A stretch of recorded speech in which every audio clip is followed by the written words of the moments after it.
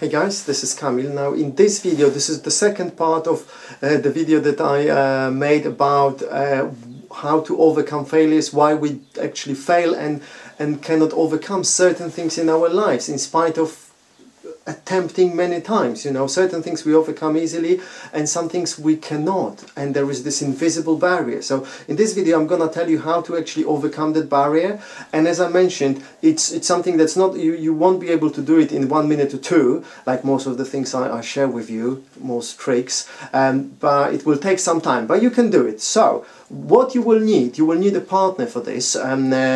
Now, as I said, you need to find out all the events in your life, as many as you can, when someone delivered a message with you and it was something you didn't like, and then you need to think if this is something you would be okay to hear again. So let's say you tricked someone and someone found out and this person said, "You have tricked me!"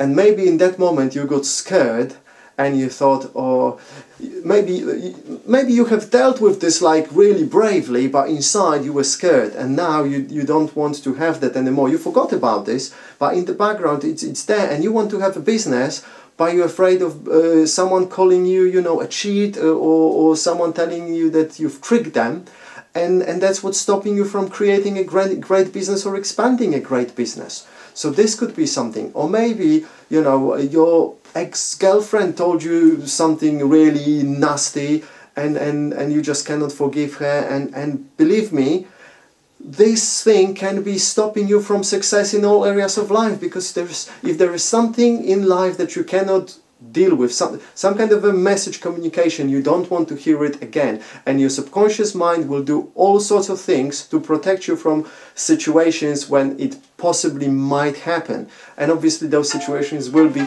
a lot. So what I want to do, I want to tell you how to dissolve that. So once you have identified that communication, that message that someone delivered to you, it's best to write it down so you don't forget it. You make a journal on that date, you know, I remember it was, it happened more or less then, and that was the message. And then you need to find a partner, a friend. Ideally, you need to find someone who reminds you of that person. That would be ideal. If you can find a person who somehow, in whatever way, reminds you of that person, ask them to do it for you. They are going to recreate that message. But it's not necessary, it can be anyone. And find that person, sit together, and you tell this person, look, that was the situation, this is what I said, this is what the other person said. And you teach that person to say it in exactly the same way as you remember that person said it.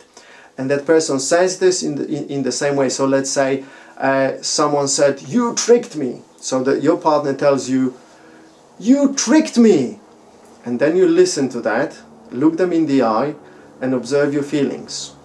If you have some feelings like something that's not really comfortable, that means that this is it. This is something that's blocking you from many things. So you deal with it, let it go, and when it's gone, you ask the person to say that again. So the person says again, "You tricked me," and then again you deal with this and you repeat until it's dissolved. So when the person says that, "You tricked me," you have no feelings associated with this. And that's how it works. It might happen in one session, it might happen in many sessions. Sometimes it's best if you start even describing the reaction. So the person says, "You tricked me," and then you, instead of just sitting with it, you can start saying, "Oh, I have this sensation, I remember that time there was this smell and I could hear that sound." It might help as well. This is another way. But first thing, just be with it and see if you can be with it. And as I said, it could be any kind of a message, you know, it could be something related to money. You had something of a value, you thought it was of a value, you gave it to someone, and an expert, he said, "I can maybe give you $10 for it."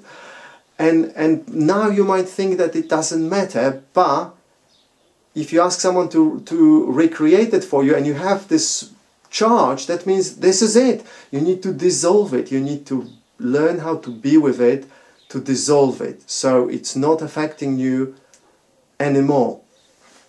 So that's how you need to do. So start doing this, start practicing this with whoever you want, friends, family, or as I said, the best if it's the person who reminds you of that person.